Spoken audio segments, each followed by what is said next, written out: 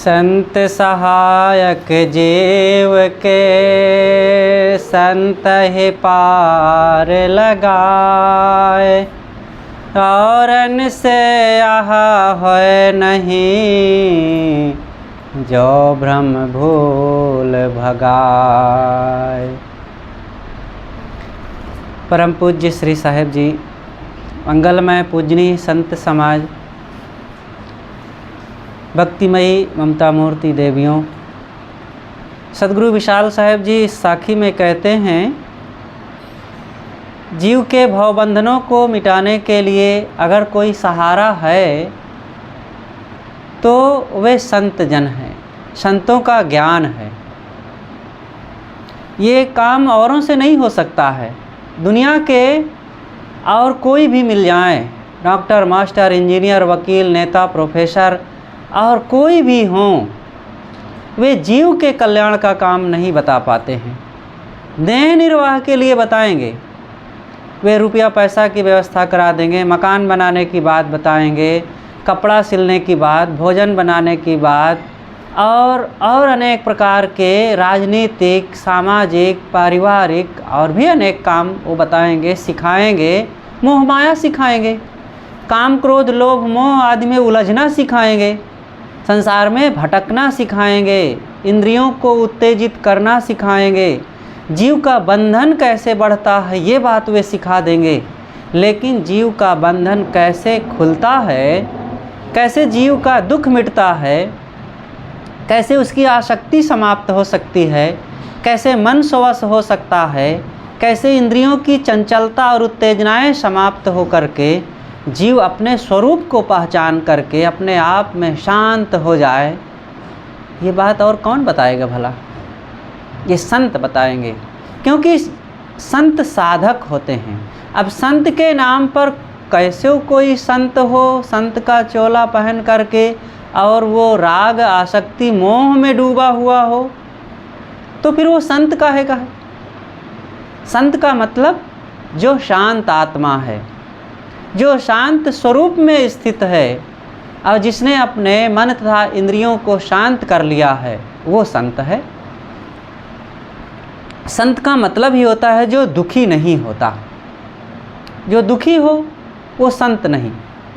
अब कोई नया साधक है, साधना पथ में चलता है, प्रारंभिक अवस्था है, तो ठीक है, वो विद्यार्थी है, अभी कक्षा 1 का विद्यार्थी और MA BA में पढ़ता हुआ विद्यार्थी, दोनों विद्यार्थी हैं। लेकिन दोनों के गुणों में, दोनों की योग्यताओं में अंतर है। ऐसे ही कोई नया साधक है और वो उस संतत्व की रहनी की पढ़ाई पढ़ रहा है, और एक पुराना योग्य साधक है जो दीर्घकालीन साधना करके, गुरु संतों की संगत में रह के, मन इंद्रियों को स्वश करके अपने आप को साधना में आगे बढ़ा लिया है। तो वो दोनों में बहुत अंतर है। इसलिए सद्गुरु कहते हैं, संत सहायक जीव के संत ही पार लगाए। जीव के दुखों को मिटने में संत ही सहायक हैं, और कोई ये काम नहीं कर सकता है।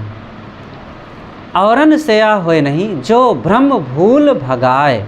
ये दो बातें हैं, भ्रम और भूल। ये भ्रम और भूल को मिटाने वाले दुनिया में और कोई नहीं है, संत हैं। भ्रम क्या है? विषयों में सुख है, ये एक भ्रम है, और मैं चेतन नहीं, जड़ हूँ, ये एक भूल है। विषयों में सुख खोजना एक भ्रम है, और अपने को जड़ मान लेना एक भूल है। अब ये दोनों बातें बिल्कुल अलग है, विलक्षण है। इसको बताने वाला भी कोई विलक्षण होना चाहिए। और भी कोई मिलेगा तो वो विषयों में सुख दृढ़ाते हैं। घर परिवार, माता पिता, भाई बंधु, भैया भाभी, दुनिया के तमाम रिश्ते जो हैं, सभी रिश्ते केवल भ्रम और भूल दोनों को पुष्ट करते हैं। विषयों में सुख के लिए ही तो सारा आयोजन हो रहा है। एक बच्चा जन्म लेता है थोड़ा बड़ा होता है और विषयों की तरफ ही उसकी प्रगति होने लगती है। और जैसे जैसे बड़ा होता है, समाज के लोग, परिवार के लोग जहाँ जाता है उधर, यहाँ तक कि सड़क चलते जितने गीत बजते हैं वे, जितने पत्र पत्रिकाएं उपन्यास छपती हैं वे, जितने सामाजिक लोग मिलते हैं वे, सब इंद्रियों को उत्तेजित करने वाले राग रंग का ही तो पाठ पढ़ाते हैं। तो ये विषयों में सुख की निश्चयता कराते हैं, लेकिन संत बताते हैं कि इन विषयों में तुम फंस करके अशांति, चंचलता, मानसिक पीड़ा, द्वंद्व, क्लेश और भय, चिंता, शोक यही तो पा रहे हो। जो लोग राग करते हैं, विषयों की ओर आकर्षित हो रहे हैं, आकर्षित होकर भोगों में पड़ते हैं और राग रंग में अपने मन को खूब फंसाते हैं, क्या पाते हैं? धन पाए, घर पाए, परिवार पाए, बाल बच्चे पाए, रुपए पैसे पाए और पद ओहदा पाए, जवानी सुंदरता भी पाए, लेकिन ये सब पाने के बाद भी सब बिलबिला रहे हैं, सब दुखी हैं, सब अशांत हैं, सब बेचारे पीड़ित हैं मन से।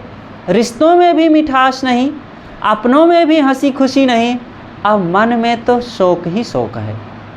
जब एकांत में पड़ते हैं तो उनका मन अंतर्द्वंद में पड़ जाता है, क्योंकि वो चाहते हैं कि भोगों से सुख मिल जाए। भोगों से सुख खोजना वैसे ही है जैसे कोई बालू को पेर करके तेल निकालना चाहे, कछुआ की पीठ में बाल देखना चाहे, खरगोश की सींग गिनना चाहे। ऐसा नहीं हो सकता है। ऐसे विषयों में स्थिर सुख मिल ही नहीं सकता है। जो सुख है वो क्षणिक है सुख यह निज स्थिरता केरा। अगर विषयों में कहीं कोई सुख मिल भी रहा है तो समझ लो कि वो आपके मन तथा इंद्रियों की स्थिरता का सुख है। जैसे एक खाने में किसी को सुख मिल रहा है, लड्डू खा रहा, पूड़ी खा रहा, खीर खा रहा या और भी कोई पकवान खा रहा है, तो उस समय सुख लगा। तो उस समय सुख कैसे लगा? उस समय खाते समय उसका मन उस भोग को भोगने में एकाग्र हो गया है, अब सुख खोज रहा है उसी में, इसीलिए थोड़ी देर के लिए वो सुख लगता है।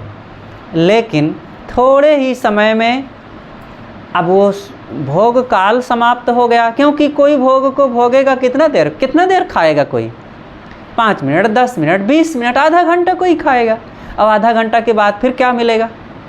फिर वही मन की जलन, पेट की जलन, इंद्रियों की जलन और इच्छाओं की जलन, यही तो मिलेगी।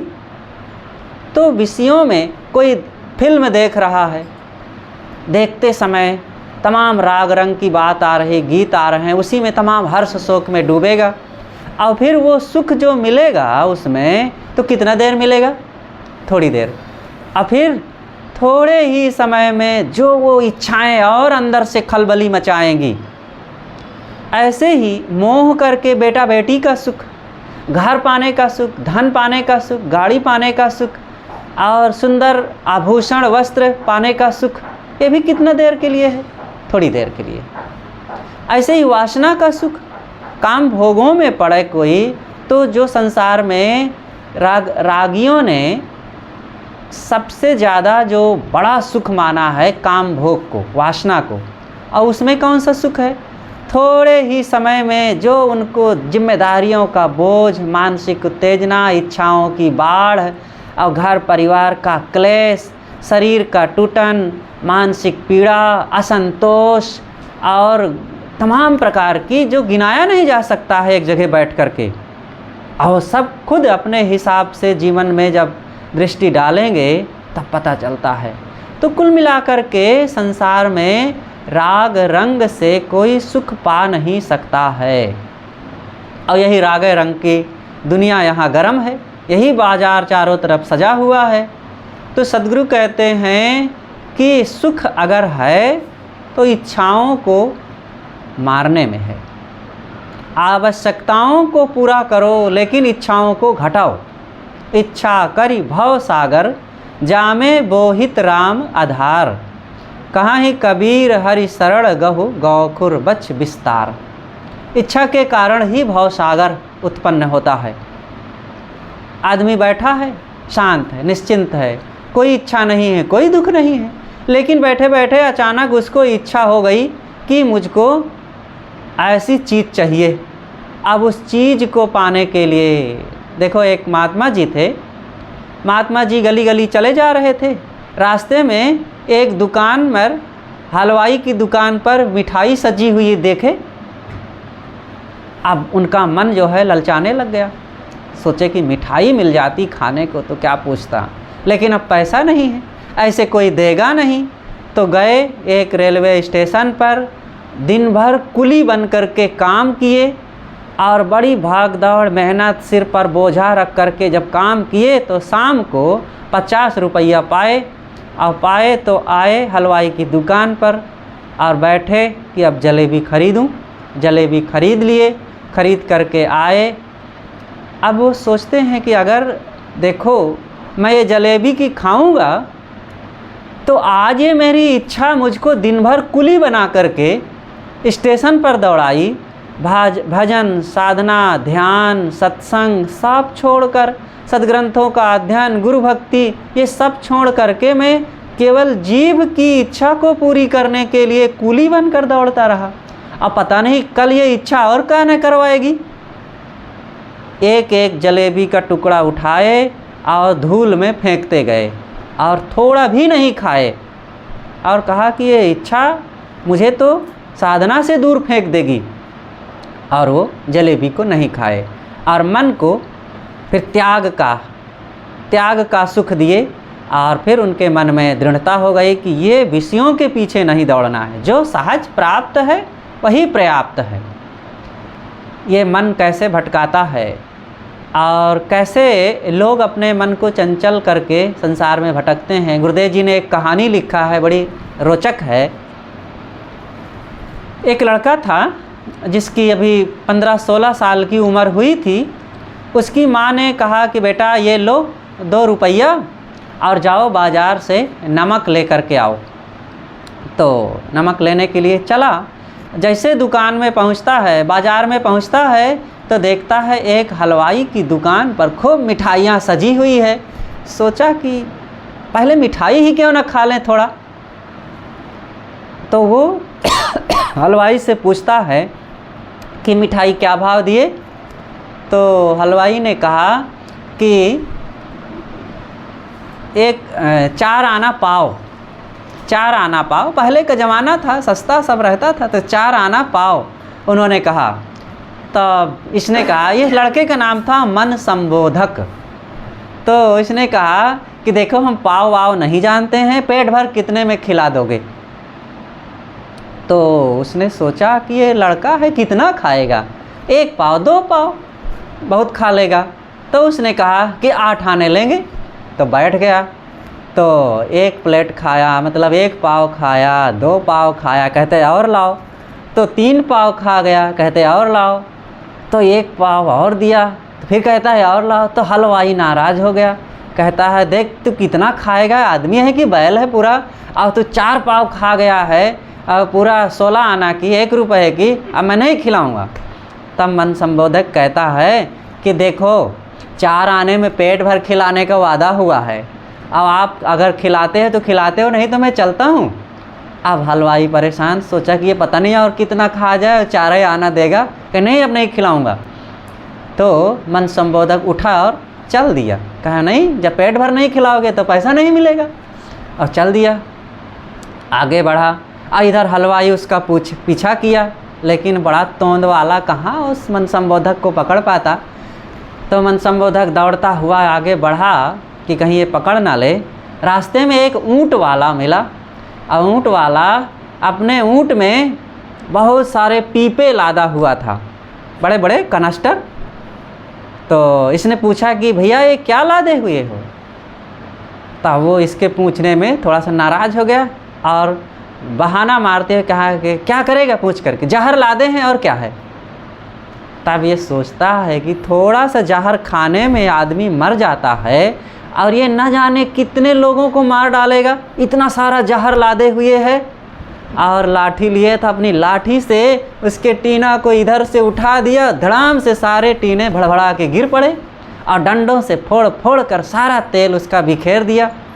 अब वो इसके पीछे पड़ गया, ये भगा जोर से, आगे पहुंचा तो इतने में एक बूढ़ा अपने बेटे को डांट रहा था और कह रहा था कि ये लड़का कैसा पागल है, ऐसी झोंपड़ी बनाया है बिल्कुल बेकार, है नहीं कोई यहाँ कि इसमें आग लगा दे जल जाए, ऐसी झोंपड़ी में तो मैं घुसना नहीं चाहता हूँ। तो इसके पास माचिस थी, सोचा कि बड़े बूढ़ों की बात मानना ही चाहिए, अब ये कह ही रहा है तो लगा देता हूँ आग।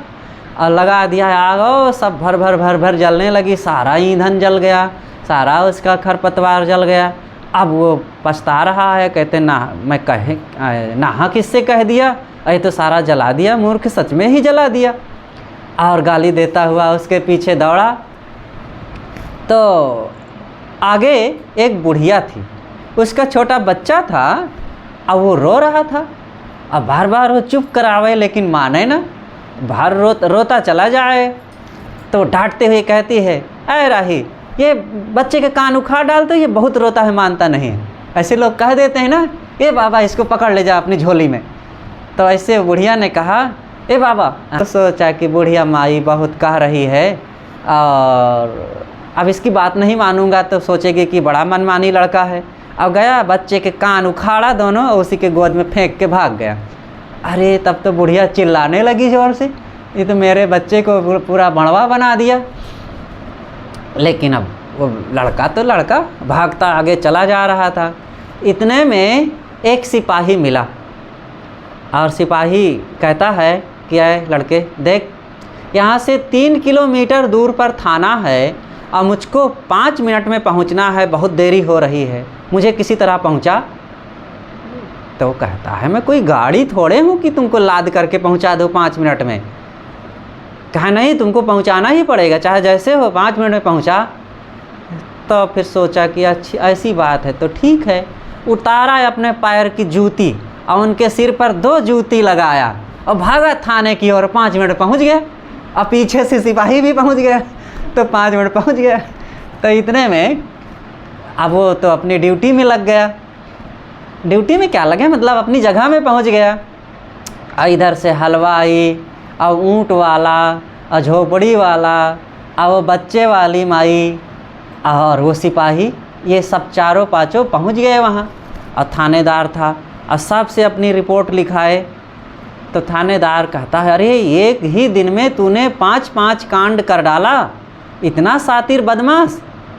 तो हलवाई की बात को लेकर के पूछा कि तूने इसका पैसा क्यों नहीं दिया, और इतना हलवाई की मिठाई खा करके आ गया, पैसा क्यों नहीं दिया।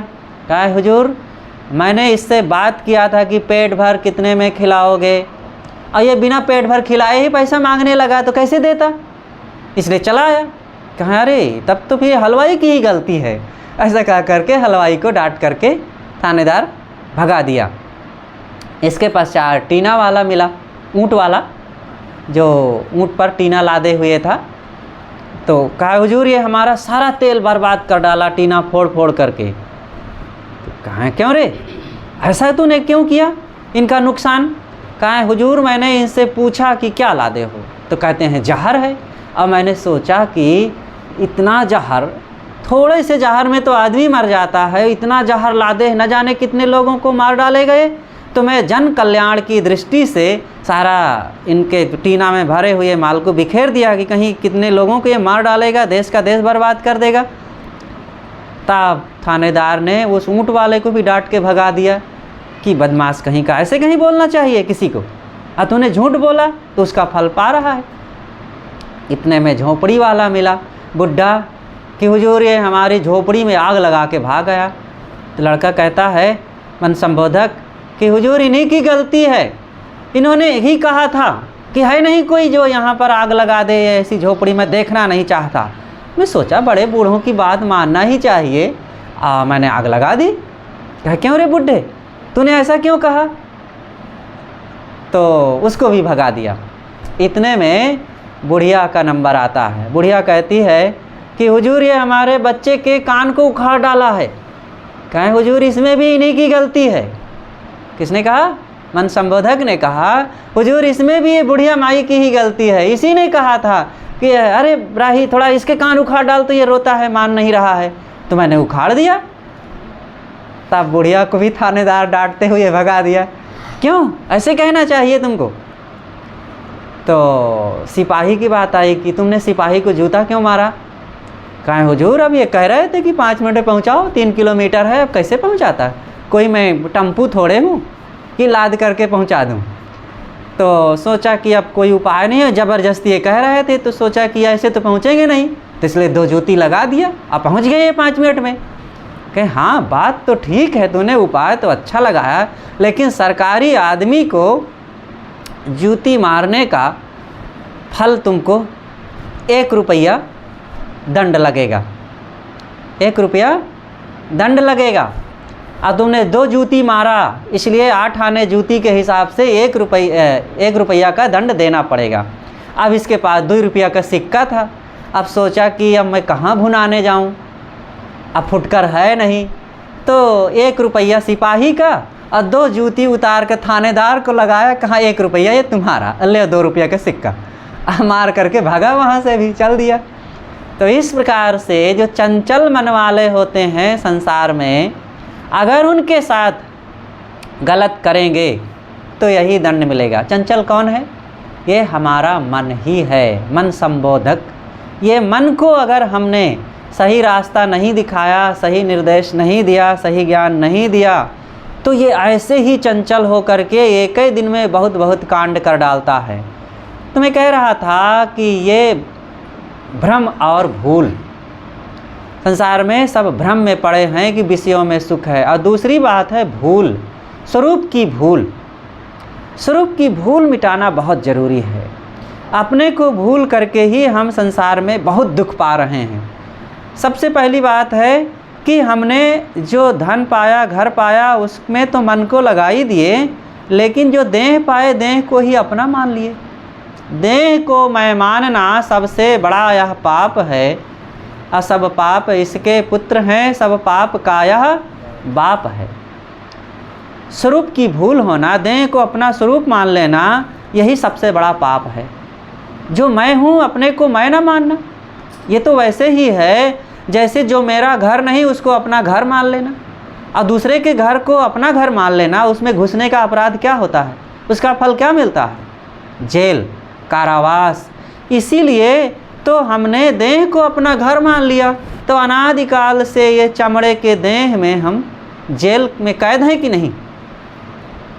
सदगुरु कबीर ने कहा है, मत सुन मानिक हृदय बंद निवारो हो, अटपट कुम्हरा करे कुम्हरैया, चमड़ा गांव न बाँचे हो। ये चमड़े का गांव पा करके, चमड़े का गांव क्या है? ये देह ही तो चमड़े का गांव है। और इसमें ये अविनाशी दिव्य चेतन आत्मा अनादिकाल से फंसा है। कभी मनुष्य के चमड़े के गांव में, कभी बैल के, कभी गाय के, कभी भैंस के, कभी सुअर के, कभी कुत्ते के, बंदर के चमड़े के थैले में ये जीव जो दिव्य चेतन है इसमें घुसा हुआ है, फंसा हुआ है, और दुख पर दुख भोग रहा है। कभी नाली में लौटता है, तो कहीं भूखों मरता है, कहीं पीटा जाता, मारा जाता, काटा जाता, छेदा जाता, और कहीं पुत्र वियोग से रोता है, तो कहीं पति वियोग से, कहीं पत्नी वियोग से, कहीं धन वियोग से, कहीं घर वियोग से, कहीं रोग के मारे, तो कहीं अपमान के मारे, कहीं विषयों के मारे रोता है। ये देह को मैं मानने से यही सारा दुख पर दुख मिल रहा है। और देह को मैं मानने से मानता है मैं देह हूँ। देह मोटा गई तो मानता है मैं मोटा हो गया। देह दुबला गई तो मानता है मैं देह पतला हो गया। अच्छा, देह को मैं मानने का क्या दंड मिलता है? क्या इसका परिणाम होता है? देह क्या है? चाम, हड्डी और रक्त, मांस, बाल, पसीना, और यही मैं हूँ। अगर तो कितना गंदी, कितना निरर्थक, कितनी फालतू चीज़ हूँ ना। अरे ये देह तो बहुत बदरूप चीज़ है। मेरे रहने से ये देह सुंदर लगती है, अच्छी लगती है, प्यारी लगती है। अब मैं अलग चीज़ हूँ। मेरी एक झलक मात्र से, उपस्थिति मात्र से एक उन्मेष मात्र से ये देह सुंदर है, नहीं तो ये देह मेरे निकलते ही सोचो, जीव के निकलते ही देह का क्या हाल होता है, एकदम बेकार। इसलिए इस देह को देह माने और अपने को देही, आत्मा, चेतन, अविनाशी, दिव्य, एकरस, अखंड आत्मस्वरूप माने और अपने उस स्वरूप को पहचाने। और ये भूल तब मिटेगी विषयों की और स्वरूप की जब हम सत्संग में जाएंगे, संतों के पास बैठेंगे, गुरु ज्ञान में लगेंगे, साधना करेंगे, मन इंद्रियों को बहिर्मुखता से हटा करके अंतर्मुख करेंगे, तब ये काम बनेगा। इसलिए सभी साधकों को इस पर ध्यान देना चाहिए। एकांत में बैठ करके अगर मन शांत नहीं होता है तो ये विवेक चिंतन करें, दृष्टा और दृश्य का विवेक करें, आत्मा और अनात्मा के भेद को समझें, देह की नश्वरता, आत्मा की अमरता पर विचार करें कि यह देह नाशवान है, आत्मा अविनाशी है, मैं अविनाशी आत्मा हूँ, मैं देह नहीं। ऐसा जितने विवेक किया, चिंतन किया, उसका मन स्ववश होता है, शांत होता है। असंगो अयम पुरुषः, यह पुरुष चेतन आत्मा असंग है। या को माय न या को बापा, यह तो स्वतः आप ही आपा। इसके माता पिता नहीं होते हैं, ये देह के माता पिता होते हैं। आत्मा असंग अविनाशी होता है, वो दिव्य है और इसका अपने आप एक रस स्वरूप है। देखिए इसके लिए कितना बढ़िया और भी कहा गया है कि सर्वहूँ को जाने सो तो सर्वहूँ से न्यारो रहे, सोई गुरु रूप निज पारख लखायो है। जो सबको जानता है और सबसे अलग रहता है वही मेरा अपना स्वरूप है और उसी को गुरुदेव ने पारख स्वरूप, निज स्वरूप कहा है और गुरुदेव ने उसी का बोध दिया है। इसलिए हम अपने गुरुदेव की शिक्षाओं को ध्यान में रखें। अगर हम देह को अपना स्वरूप मानते हैं तो चाहे जितना हम गुरु के प्रति भक्ति कर रहे हों, वो भक्ति कुछ नहीं कर रहे हैं। हमने गुरु की आज्ञा को ही नहीं माना और कहीं मोह कर रहे हैं तो गुरु आज्ञा से विपरीत जा रहे हैं और जो गुरु आज्ञा के विपरीत जाता है उसको शांति नहीं मिलती है। इसलिए वह काम करें जिससे कि जीवन शांति की ओर बढ़े और कल्याण का काम हो, गुरु भक्ति पूर्ण हो और यह जीवन सफल हो। बस बोलिए सद्गुरुदेव की जय।